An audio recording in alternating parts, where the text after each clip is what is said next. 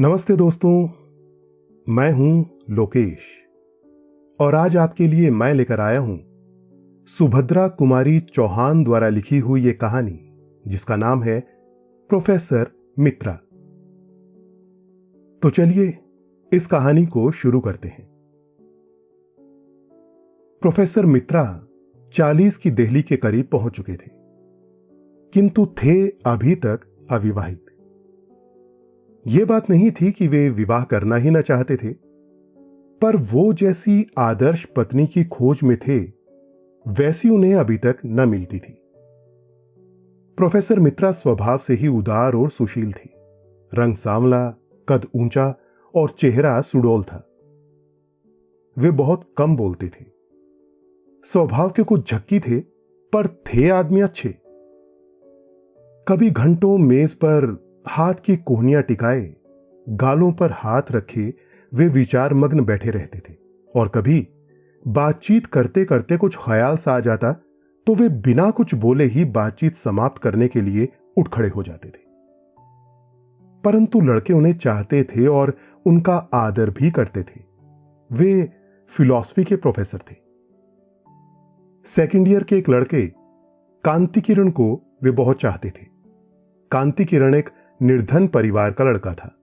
उसकी फीस और पढ़ाई का कुल खर्च प्रोफेसर मित्रा अपने पास से देते थे। कांति किरण सचरित्र, सुशील, तीक्ष्ण बुद्धि और मेधावी था। यही कारण था कि आर्थिक सहायता करने के अतिरिक्त प्रोफेसर मित्रा उससे स्नेह भी करने लगे। प्रोफेसर मित्रा अविवाहित थे ही। शहर से जरा हटकर उनका एक बड़ा सा बंगला था जिसमें रहने वाला उनके अतिरिक्त और कोई न था। उन्होंने एक दिन कांति किरण से अपने बंगले पर ही रहने को कहा और कांति किरण तभी से उन्हीं के बंगले पर रहने लगा। इस प्रकार प्रोफेसर मित्रा ने अपने सूने जीवन में एक साथी का निर्माण कर लिया। गर्मी की लंबी छुट्टियों के बाद जब कॉलेज खुला तो नई भर्ती होने वाली लड़कियों में कांति किरण की भांति एक लड़की मृणाल पर भी प्रोफेसर मित्रा की अनुकंपा विशेष रूप से हो गई। यह मृणाल कौन थी, कोई नहीं जानता था। मैट्रिक उसने कलकत्ता से ही पास किया था। अपनी विधवा मां के साथ कुछ ही दिन हुए यहां आई थी। मृणाल की मां निर्धन थी। यहीं के लड़कियों के मिडिल स्कूल में वो उप पाठिका होकर आई थी। मृणाल की मां और प्रोफेसर मित्रा में कब पहचान हुई ये कोई नहीं जानता, किंतु मृणाल के भी पढ़ने का सारा खर्च प्रोफेसर मित्रा ने अपने ऊपर ले लिया। यही नहीं कि प्रोफेसर मित्रा केवल कांति किरण और मृणाल को ही आर्थिक सहायता देते हों, वे और भी बहुत से गरीब लड़कों की सहायता करते थे। बैंक में उनका कोई हिसाब न था। हर महीने की तनख्वाह उनके आवश्यक खर्च को निकालकर इसी प्रकार निर्धन विद्यार्थियों की सहायता में उठ जाती थी। वे प्राय कहा करते थे, हर महीने मुझे इतने रुपए मिलते हैं, मैं उन्हें इस प्रकार ना बांट दूं तो क्या करूं? न स्त्री न बच्चे, रुपयों का संग्रह करके मैं करूंगा क्या? मृणाल की मां को महीने में कुल 30 रुपए मिलते थे, जो दोनों मां बेटी के लिए सम्मान के साथ रहने के लिए भी पर्याप्त नहीं थे। परंतु प्रोफेसर मित्रा की सहृदयता ने उन्हें कभी किसी प्रकार के कष्ट का अनुभव न होने दिया। सजातीय होने के कारण उनकी घनिष्ठता बहुत बढ़ गई। सप्ताह में एक बार प्रोफेसर मित्रा मृणाल की मां से मिलने पहुंच जाते और मृणाल तो प्राय रोज ही 1-2 घंटे प्रोफेसर मित्रा के यहां बिताती थी। मृणाल लॉजिक की, जिसे प्रोफेसर मित्रा ही पढ़ाते थे, बड़ी अच्छी छात्रा थी।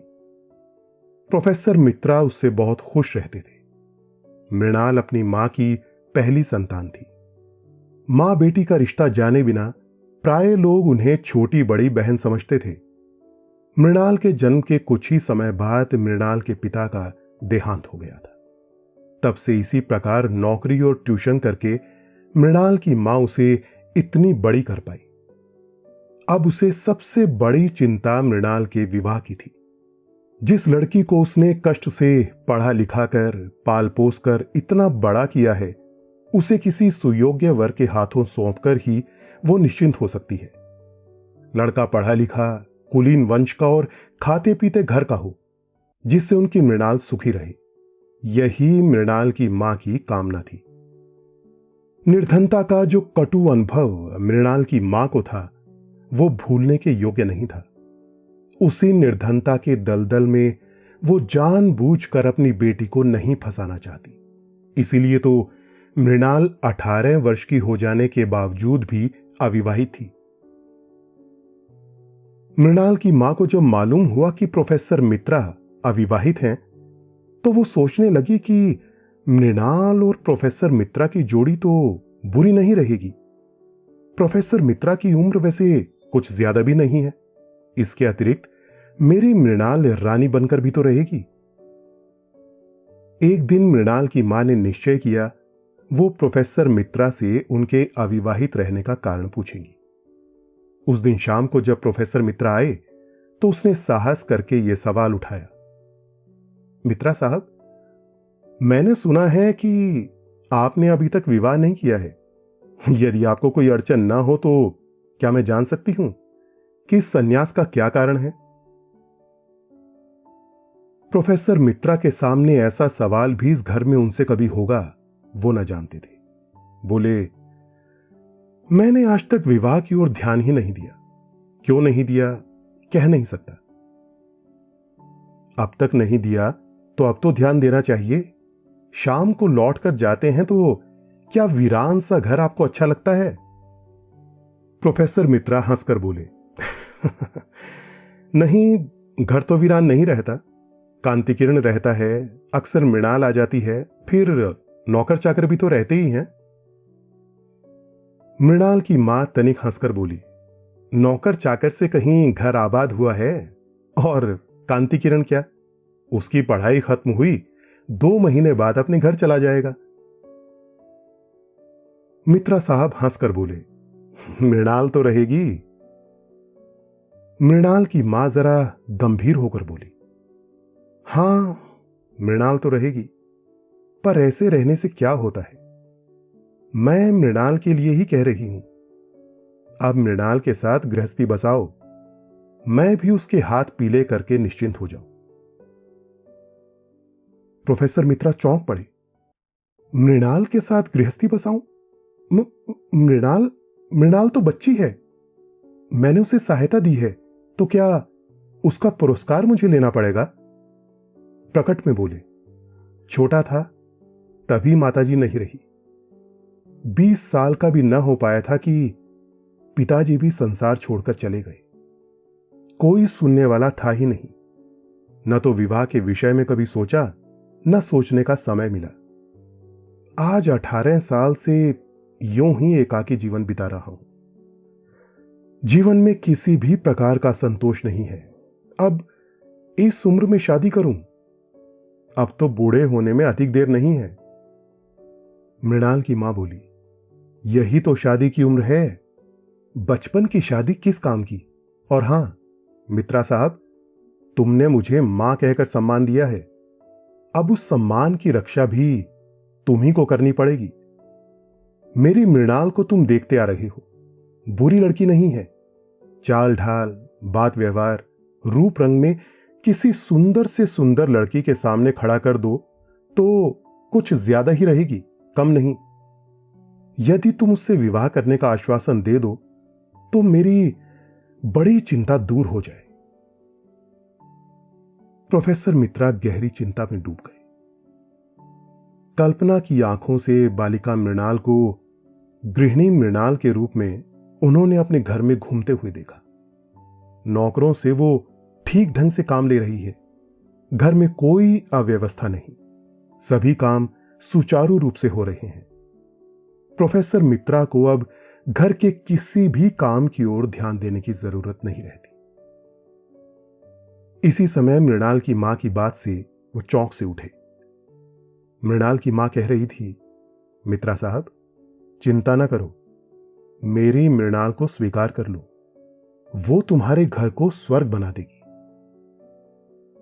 मित्रा साहब ने कहा, आप मुझे कुछ दिन सोचने का समय दीजिए, बहुत जल्दी मैं आपको जवाब दूंगा। और वे अपने बंगले की ओर चले। आधे से अधिक प्रोफेसर मित्रा इस विवाह के पक्ष में हो चुके थे। घर आए, देखा ड्राइंग रूम में मृणाल कांति किरण से कुछ बातें कर रही है। जाने क्यों उन्हें यह अच्छा नहीं लगा। आज ये पहला ही अवसर न था कि उन्होंने कांति किरण और मृणाल को बातें करते देखा हो। बहुत बार देखा था, परंतु इस ओर उन्होंने कभी ध्यान ही नहीं दिया था। आज उन्हें दोनों को बातें करते देखकर दुख सा हुआ। उनके चेहरे पर कुछ मलिनता आ गई।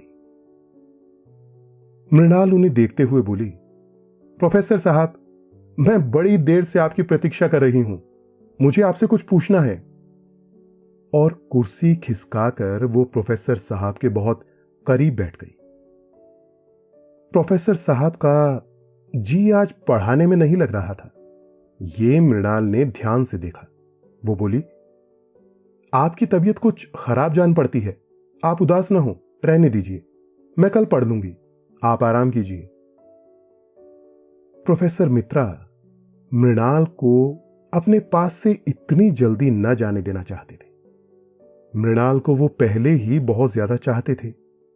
फिर आज उनकी मां ने विवाह का प्रसंग छेड़कर मृणाल के प्रति उनकी सारी कोमल भावनाओं को जागृत कर दिया। वे बोले, पढ़ो मत, कुछ देर पास बैठो मृणाल। मृणाल बैठ गई। मित्रा ने कई बार उसके सुंदर मुख और अल्हड़ यौवन को ध्यान से देखा। उन्होंने निश्चय किया कि विवाह करूंगा।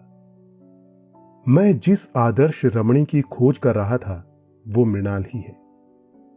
उससे कल्पना जगत में मृणाल उनकी गृहिणी, बंगले की अधीश्वरी, उनके बच्चों की मां, सब कुछ बन गई। इधर मृणाल को बैठे बैठे 20 मिनट हो गए। उसने पूछा, जाऊं? रात बहुत हो जाएगी तो मां बहुत घबराएगी। प्रोफेसर मित्रा चौंक पड़े, बोले, हां मृणाल, रात बहुत हो गई, चलो तुम्हें छोड़ आता हूं। आप क्यों तकलीफ करते हैं, ड्राइवर से कह दीजिए, मृणाल ने कहा। पर प्रोफेसर साहब नहीं माने। वे बोले, नहीं, चलो मैं ही छोड़ाऊंगा। और वे मृणाल को लेकर चल पड़े। ड्राइवर तो था भी नहीं। ऐसी हालत में प्राय कांति किरण ही उसे छोड़ने जाया करता था। इस वार्ता में भी ड्राइवर की जगह मृणाल का मतलब कांति किरण से ही था। प्रोफेसर साहब मृणाल को छोड़कर आए। उस दिन रात भर वे सो न सके। विवाह की चिंता में उन्हें सारी रात नींद न आई। दूसरे ही दिन उन्होंने बैंक अकाउंट खोलने का भी निश्चय किया। घर गृहस्थी का सब कुछ तो अब उन्हें संग्रह करना ही पड़ेगा। अब लापरवाही से काम नहीं चलेगा। सुबह उठते ही उन्होंने कांति किरण को बुलवाया। मालूम हुआ कि कांति किरण आज सवेरे से ही कहीं चला गया है। कांति किरण के द्वारा वे एक बहुत बढ़िया पलंग का ऑर्डर देने वाले थे। मृणाल के लायक उनकी समझ में उनके घर में कोई भी सामान नहीं था। सभी सामान ठीक और अच्छा बनवा कर रखना पड़ेगा। अकेले आदमी की बात और होती है और गृहस्थ की और। इसी चिंता में सुबह का भी सारा समय बीत गया। कॉलेज जाने का समय हो गया। उन्होंने भोजन किया, शॉफर से कार निकलवाई। उन्होंने सोचा कि पहले मृणाल के घर जाकर उसकी मां को विवाह के विषय में अपनी स्वीकृति की सूचना दे दूं और फिर कॉलेज जाएं। विवाह करना ही है तो फिर देर करने से क्या फायदा। वे कार स्टार्ट कर ही रहे थे कि एक साइकिल सवार आ उपस्थित हुआ और उसने एक लिफाफा प्रोफेसर साहब को दे दिया। पत्र में लिखा था, माननीय प्रोफेसर साहब, हम दोनों यानी मैं और मृणाल अंतर जातीय विवाह के नियमों के अनुसार आज विवाह सूत्र में बंधने जा रहे हैं। विवाह की रजिस्ट्री के लिए हमें आज कचहरी जाना पड़ेगा। अतएव आज हम दोनों कॉलेज ना आ सकेंगे, क्षमा कीजिएगा। हम हैं आपके आशीर्वाद के अभिलाषी कांति किरण और मृणाल। पत्र पढ़कर एक फीकी हंसी के साथ प्रोफेसर मित्रा ने अपनी कार कॉलेज की ओर बढ़ा दी। दोस्तों, तो ये थी आज की कहानी प्रोफेसर मित्रा। आशा है आपको ये कहानी अच्छी लगी होगी। आगे और भी हम ऐसी कहानियां आपके लिए जरूर लेकर आएंगे। तब तक के लिए हमारे साथ बने रहें। धन्यवाद।